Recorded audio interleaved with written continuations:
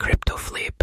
We're going to do now is we're going to analyze the 7 levels of a crypto investor and how you can use that to build your crypto wealth.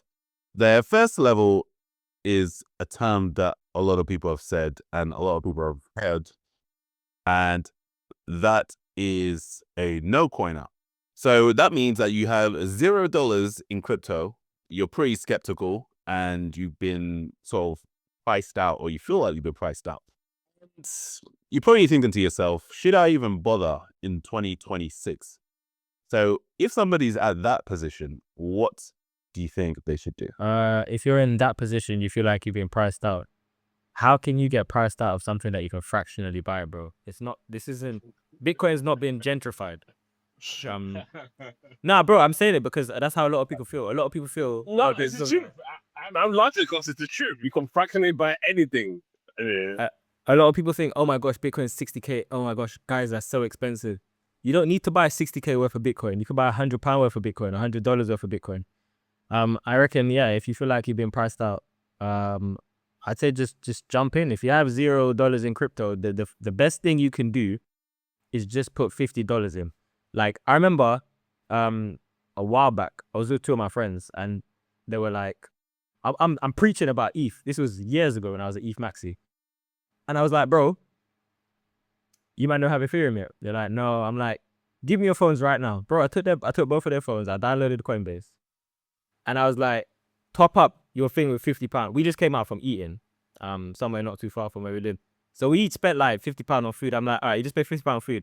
Spend £50 on some Bitcoin right now. Bro, on ETH actually. They both bought £50 on ETH. Like 3 years later, my bro hit me up and he's like, yeah, you know, like, yeah, you came to my wedding and everything was sick. He's like, bro, you know, like the £50 I put in ETH at that time paid for like half of my wedding. And then I just kept accumulating. I'm like, that's what it's all about. So yeah, accumulate small and slow, like, and it's dollar cost average like we keep saying. But yeah, you're definitely not priced out. You should definitely bother in 2026 is what I tell a no coiner.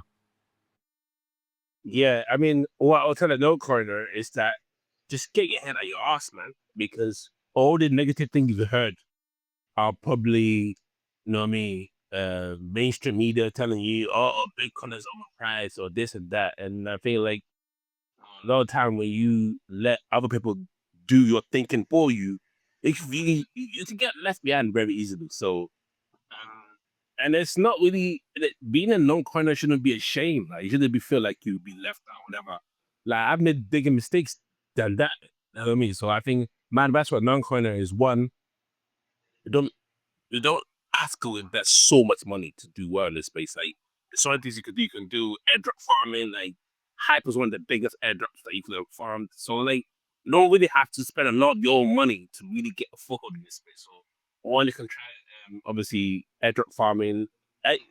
It's a lot harder than you think, though, because a lot of these airdrops are probably 1 to 50 that will probably pan out. But when it does pan out, it can really change your life. Next you know, you'll get married to Meccas. You know what I mean? So, yeah, that's point number 1. Point number 2, I mean, just like, you know what I mean?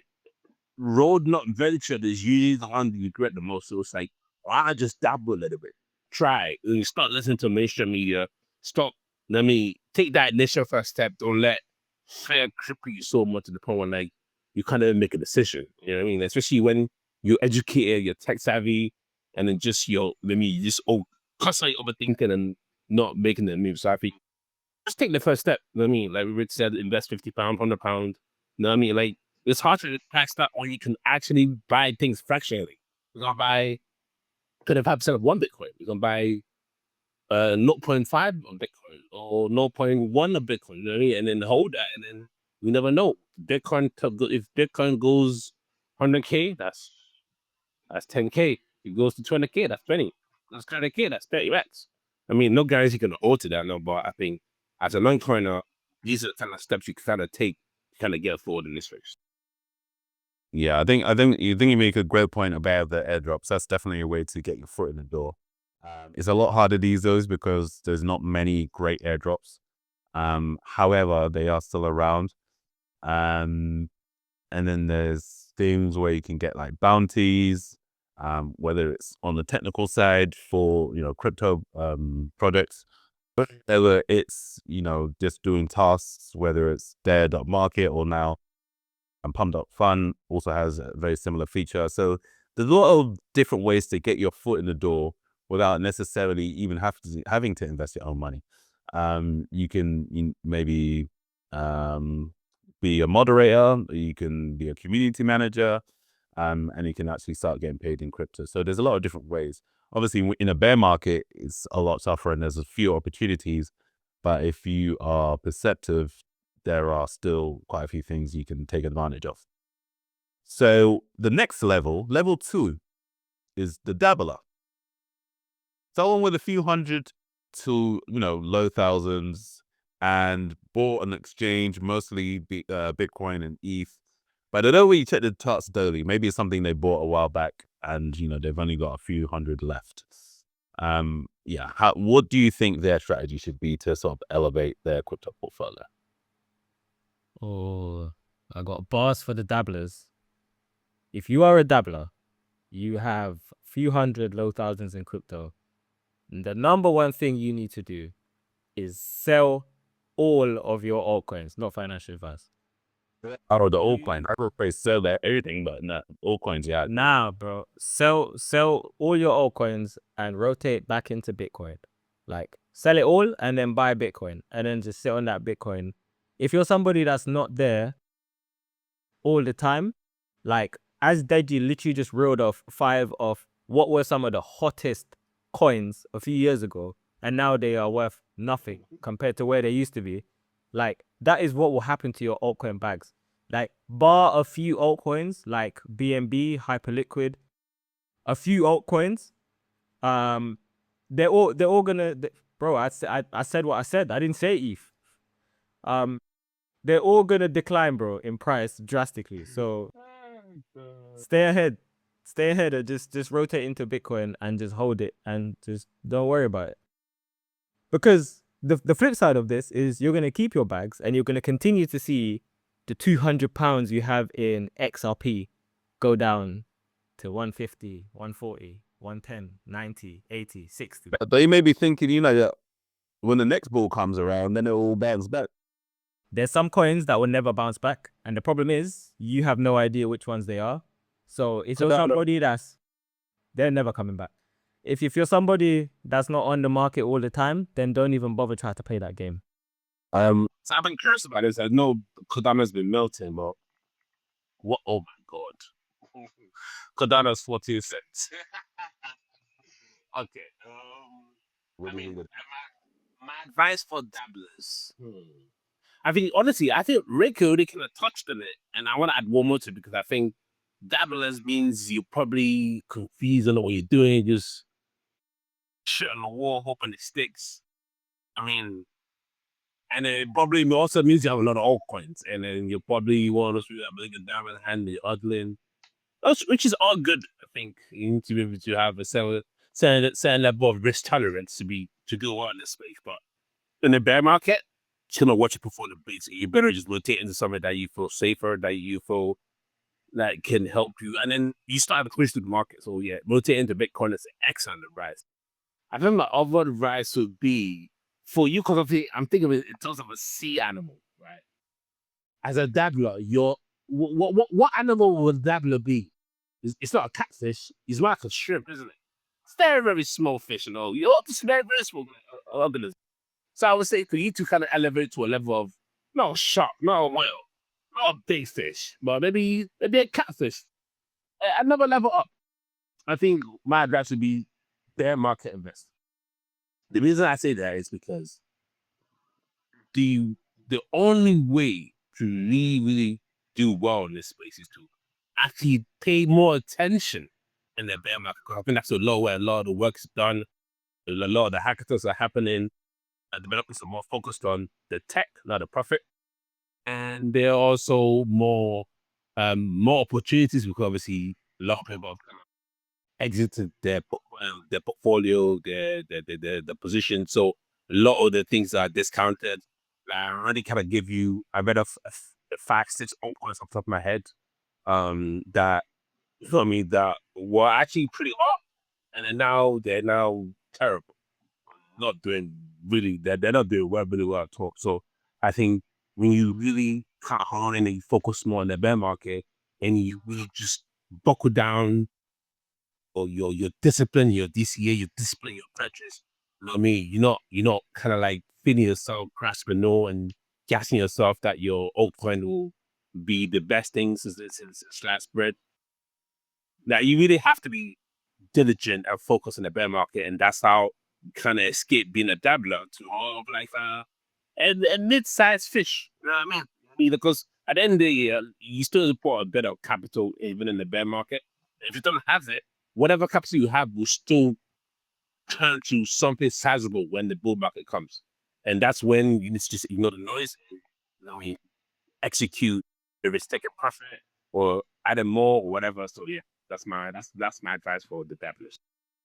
Yeah, I think you guys are mostly covered. The only thing I'll say is that if somebody has, let's say, put a little bit of Bitcoin a while ago and it's now at like a few hundred, let's say even say low thousands. In fact, let's say a few hundred, then I would say hold on to that Bitcoin, don't sell it. Obviously we've discussed what's going on in the market right now and probably double down whilst the price is, a reasonable amount in terms of the market cap. And then just build a position in the bear market. The profile of person doesn't really strike me as somebody that's going to be actively investing and doing a lot. So just buy and hold, just buy and hold, just buy and hold. They will stay dabbling for the rest of their life. Yeah. Well, it depends. I might say put in, but if you're not going to work for it, then yeah, I suppose that's the fate that you have. So the next one is the Degen. So you've got maybe like 1K to 2K, and you're chasing altcoins, memes, and you're a very active trader, and you've got very, very, very high risk tolerance, and you live in volatility. What should that person be doing right now to get to the next level? Yeah, bro. So you got meaningful capital in crypto. You've been doing this for a while. I'm going to say straight up, you need to split your bags. You need to say, I'm going to draw a line. This is how much I don't want to touch. You rock that into stables. You state that. You get your 5 to 10%. You're active in the market, so you can start rotating and looking for what's going to give you the best yield and just stay on top of it, bro. Like check in every couple of weeks or every week to see if you can move one from one staking bag to the other. That would be great. And then yeah, keep your higher risk tokens that have the potential to do well, like your hyperliquids and potentially your BNBs. But just try to keep your cost basis as low as possible. Like you should be abusing indicators because you got enough time on your hands to say, I am gonna stop spending. I'm gonna stop wasting time on crypto. I'm just gonna get into things that make the most sense. Yeah, and just be on Twitter and also your Discord groups. But staking is the big win, I'd say. My advice to a Degen is first, and I mean this with all the love of my heart, stop investing in coins. Just stop, bro. Stop. Because when you tell me Degen, my mind automatically goes to all these. What's that famous one that remember the old market? What's it called again? No, Pepe. The market where you buy meme coins and you create meme coins. Pump fund, yeah. Like you said, Degen. First thing to mind is pump fund. Like if you're Degen, you're a regular investor of pump fund. You try to make meme coins or you invest in one, and then basically every day is an ICO for you. And honestly, I feel like talking from experience, so that's been trapped in the ICO phase myself all up to recently. It's not good to start because you're missing out so much stuff. There is, by you chasing other things, you miss out on great projects like Hive, for example. You're better off putting your energy towards farming points for Hyperliquid, or even ban Hyperliquid and was $7. Like that would have been a great trade. Well, it's now up 10x easily, and still on the strongest coin right now, and it's not slowing down. And it's the only treasury coin that's still in profit. Just ask Matt or Tom Lee. Point I'm trying to make is at the end of the day, I feel like what you need to do is get your head out your ass stop investing in Bitcoin, because clearly the reason why you're here is stuck at Degen levels, because meme coins hasn't really paid way. I think, you know, can I get rich from meme coin? It's possible. Will you get lucky in meme coin? Highly unlikely, because why? It's a game of one versus and me versus you. And most of the time, the insiders, the people that created it, the devs, they will win and they will exit unless you're early or you're part of the inner circle. So if you're not busy about these things, then by all means do your thing. But I think one, you have to just reprogram your mind, thinking that this is the only way to get rich in this space. Not the only way. It's just one of the many ways to get rich. Like Rick said, you can stake in, you can diversify into things that are more mature, more stable.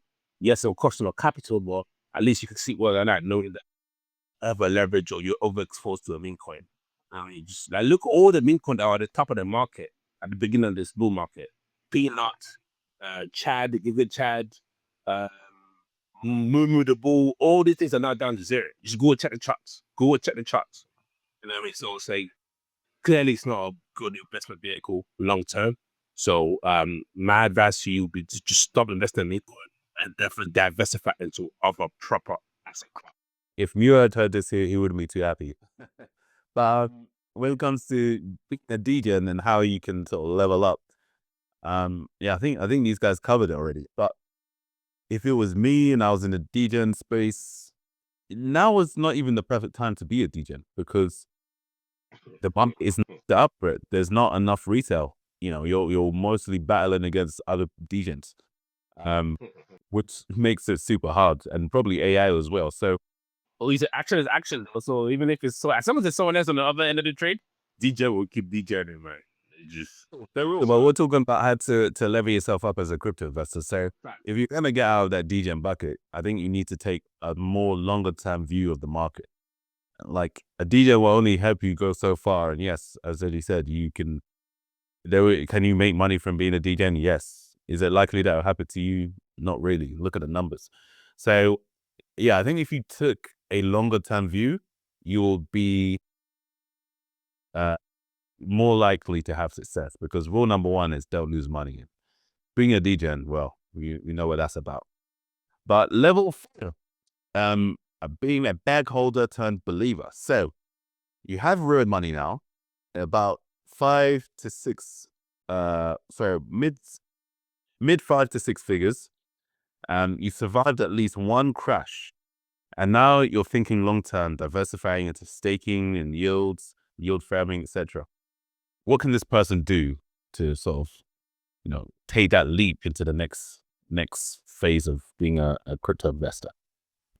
You want to stake as much as possible across wherever you need to go. Similar to the Degen, if you've had some wins, you need to rotate those wins into things that you can stake. And I don't mean staking tokens, I mean staking stable coins, because if you're staking tokens, you're at the mercy of the price of that token. So yeah, man, you should be doing things like staking realistically and keeping your money on a cold wallet. So you can stake from a cold wallet. So that's what I reckon you should be doing.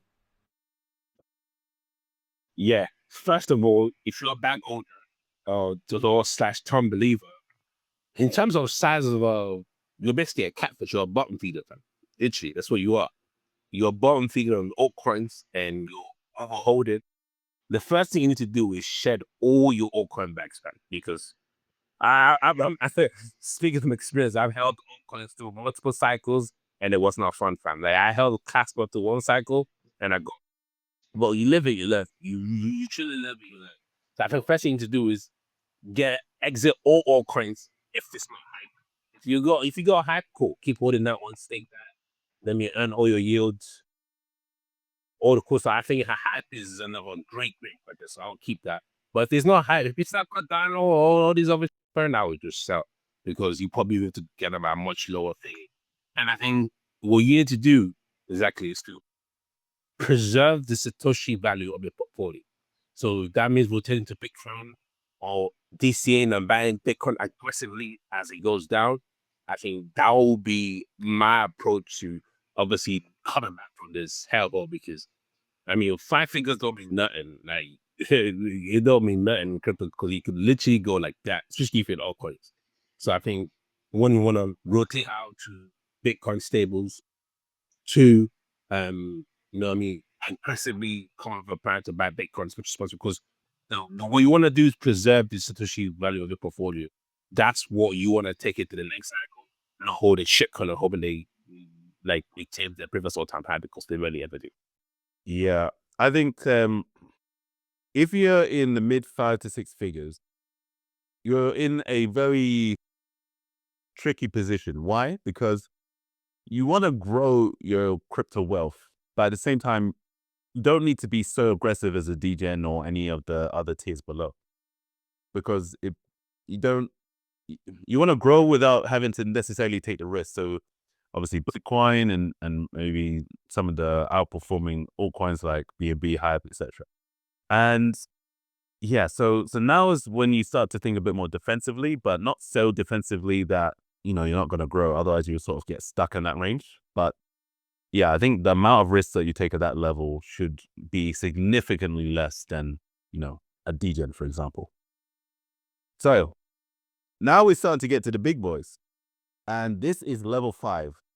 If you're at level 5, you are now a high net worth crypto rich investor. Congratulations. You've reached 7 figures plus. This is now a meaningful chunk of personal wealth. I obviously start to think about taxes, security, estate planning, and maybe it's starting to deal with OTC desks. What do you think about this level? So I guess this is the first level. I'd be like, up until now, the tax you're going to pay probably doesn't warrant you leaving your home city unless you're inclined to want to leave your home city. Now, the government want $500,000 plus from you, like a minimum of $500,000. That is probably enough to say, you know what, man needs to diversify my passports. So I'd say at this point, you want to minimize your tax bill. You want to do that a bunch of different ways.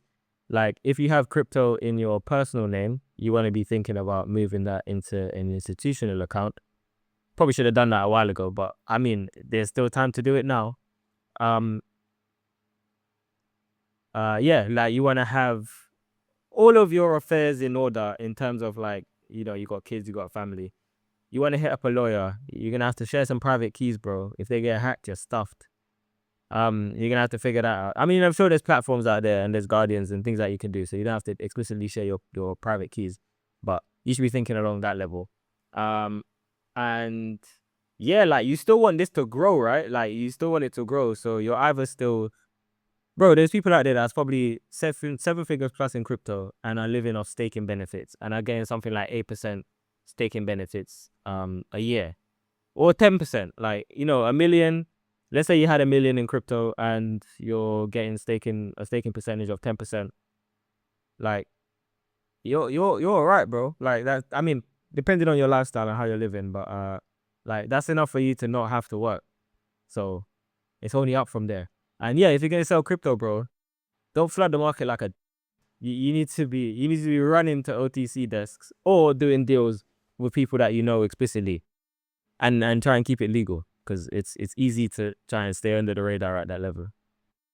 Yeah, I mean, first of all, congratulations for a level.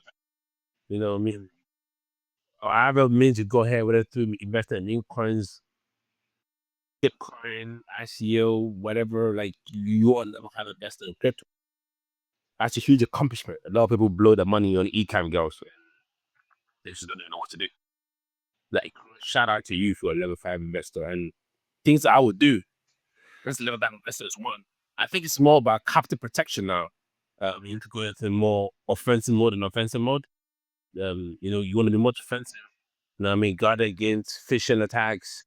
And then you loss of private keys, being too over leveraged when you're trading, keeping all your funds at one exchange, not owning your keys. The same, not your keys, not your crypto. You don't want to make that situation where like you're at the mercy of Coinbase.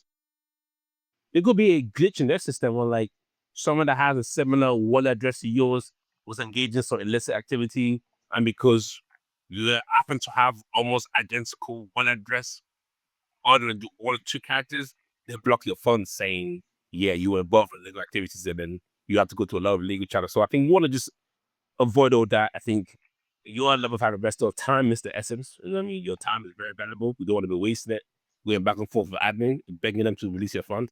So you really want to, so I mean, you take capital protections very seriously. If you're a family man, you probably want to put some stuff in trust. I mean, honestly, I would be nervous given I was access to my private key. I would be extremely nervous. I'll have to figure out a way to kind of do that within trust, but I still entrust the private keys to my kids. But it locked away somewhere they will have access to that key because I don't trust the lawyers, but it's just me. But yeah, and I think again, like Rick said, you know, yes, he made something because we still wanted to keep it growing. So there are things you can do, like I personally wouldn't invest. I won't advise day trading because you could easily blow your account or whatever size it is. So I think you want to avoid leverage at all costs. I think at your level of capital wealth, you can afford to invest. Buy spot only. And when you buy spot only, it's only a loss when you sell. Because you never know. You might buy a Bitcoin at 55K, go down to 45K. It's not really a big deal because you will spot and there's so much upside. You know what I mean? So let me want a DCA spot wise into your top coins, but the only tokens I'm taking search around on these days is probably only hyperliquid in Bitcoin. So you probably want to get involved with Bitcoin at your favorite levels and then kind of bag over that because I think that's one thing that's been true, that's tried and tested to come back over and over again. I mean, and obviously without Bitcoin, there's nothing in this space. The only thing I would probably touch on a little bit more is security. At this level, you really need to start paying attention to your security. So, you know, chill on the Instagram. You know, if you want to be enjoying your wealth, fair enough. Make sure that, you know, the woman in your life isn't, you know, trigger happy with the Instagram and have other social platforms that she may be on, because this is probably the level of wealth at which, you know, people are starting to watch, people are starting to look. And in this day and age, and in this macro market where people are struggling to make ends meet, there's this target on your back. So make sure that you're taking the necessary precautions and, you know, you're just keeping it hush hush. It's nobody's business except for yours in terms of how much you have. So make sure you're doing that. And also, this is the level of wealth whereby, you know, the government are paying attention to. It's one thing to not pay taxes as a Degen or as a Dabbler. But if you're a high net worth crypto rich investor, the government wants some of that cheese. So you need to make sure that you have that in order, in order to, you know, avoid jail time, because nobody wants that. And then level 6, the whale. This is one of the highest forms of being a crypto investor. So at this level, you have large enough amounts of crypto to move markets. You can get obviously preferential treatment regarding ICOs and allocations, OTC deals, or, you know, mandatory at this point. And obviously you get preferential treatment there. And you know you're already on VIP exchange tiers, so you're not getting bad fees when it comes to the exchanges. And you can obviously you can invest alongside VCs and get into a lot of pre-sales as well. So what is your strategy if you are a crypto whale at level 6? Now we're talking. Congratulations, my friend. You have now made it to the point in your life where you can no longer be somebody's bitch. Well done. There you It's go. true, bro. It's true. But yeah, like I aspire to be like you, my guy. But here's where it gets mad, because I reckon at this level, you should be in some Bitcoin. Yes, you should still be a Bitcoin maxi. You want to track most of the moves of the market. You know, you look at people like Michael Saylor, you look at some of the maxis out there, like the Bitcoin bags are still high, the Winklevoss twins, all of them. CZ, bro, even CZ has a massive Bitcoin bag, and he founded Binance. So you want to stay high in your BTC, but bro, you want to be heavily liquid as well. You want to have like a good chunk of this in like some stable, but at the same time, you should be able to move and say, I don't know. I feel like this is the kind of level you should be kind of like an angel investor in crypto projects, because if you are savvy enough, you could be jumping into something very early, like a pre-sale or a token that you believe is good. Like if you manage to amass this much, you probably have a decent eye for things that could do well in crypto. And then you just fund some, bro. You're moving like a VC. Like you're gonna join 10 pre-sales. 8 of them are gonna do rubbish. 2 of them are gonna do. One's gonna do like okay, and one's gonna knock it out of the park. And the one that knocks it out of the park, that's the one that's gonna take you from, a regular Lamborghini to a special Lamborghini. You get me? So I reckon yeah, you should be able to do that. At this point, you're gonna try your best never to be exit liquidity. Like you're gonna be investing in teams in general. You're not gonna invest in those guys that have raised 10 million and just magically vanished, and now they're doing another raise. Like you're gonna be looking for people that are really into what they're doing. And that's where I say the liquid part of it needs to come. And also, bro, like at this point, you can kind of be patient because you don't need to make money fast. Like you can say, I'm gonna drop in this project. I'm gonna drop in these 10 projects, and I'm not really expecting anything for 3 years. But yeah, that 1 out of 10, or maybe it's even 1 out of 20. And I'm talking like 20 to 50K in each of these projects, because that's enough to get a project going. Yeah, that 1 out of 20, that 2 out of 20, bro, it's gonna feel sweet. So yeah, obviously, and it's a large amount of time. You don't want to run a fund because you don't have to manage people's money, all of that. If you're a level 6 investor, aka the big whale, now it's a fun title and it's a fun status to have. And congratulations to anyone that's a level 6 investor. That's what all crypto investors should try for. So level I'm coming from myself, but at the end of the day, not all of us will get there. It's a fact. You know what I mean? We need Degens to exit and knock our bags up. So unfortunately, people will still hear all this advice and still do the opposite. So good for you. Not financial advice, but when you're worth hundreds of millions in crypto, like you don't have to wake up and go farm IPO or go farm Liquid coin. You can just say, Liquid, come here. I want to buy some steak. How much? Yeah, 10 mil. Cool, it's there. Why? So I feel like you have a lot more pool as well. Like, you know what I mean? You can call up a VC and partner up with them and gain some good deal and get a good entry price. And I honestly feel like, you know what I mean? There's only one bad thing that's associated with it. I'll tell you that. I think you kind of touched on it when we were talking about level bad guys. And then, yes, it's fun and easy. Everything is hunky-dory when you're a level 6 investor. You have so much money that you can even ever imagine, dream of. You could do whatever you want. You can become a validator. You can become a market maker like Wintermoo. You can do so many different things that as a well. But one thing that comes with the status of being a wealth is that you are great risk, my guy. Oh, my girl. At the end of the day, it's sufficient for like, if you're out there, not like I'm saying, but if you're out there, people know you're well. Your life is at risk, my guy. Your life is at risk because people will be kidnapped for much less. You know what I mean? Just people know you're social, you work. Crypto exchange, they feel like they can use you and be kidnapped by one of your relatives to kind of get to you. All these things are, I think, it's terrible things for humans. Human greed can never be underestimated. And I feel like at this level of investment, you really, really want to keep it hush-hush. It's nobody's business to know how much you're worth. The only person that needs to know is yourself, God, and the government, because obviously they have the most and everything. Yeah, I think you guys covered most of it. Being a whale unlocks a whole new world. It's more or less the pinnacle of individual investing that every crypto investor would like to attain. As Deddy said, we're not all gonna make it there, but there's a nice ceiling that most people can try and attain. But if you are there, congratulations first and foremost. And yeah, you just don't need to take any risks whatsoever. You obviously want your bag to grail, but as Rick was saying, now you just invest in companies. Now you get a bigger piece of the pie. You get access to deals before anyone else does. That's the real value of having, that level of wealth. Now people want to know you. The wealth unlocks, maybe you're in a group chat with Michael Saylor, this person, that person. These are the crypto whales that we're talking about.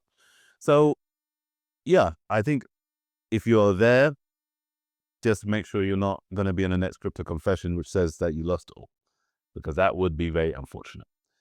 And then the final level, level 7 of being a crypto investor, is an institution. So, funds, treasuries, ETF, corporate, sovereign level allocators. But if we're talking about on an individual level, let's say you started your own hedge fund, what would you say if you were at that level of crypto wealth?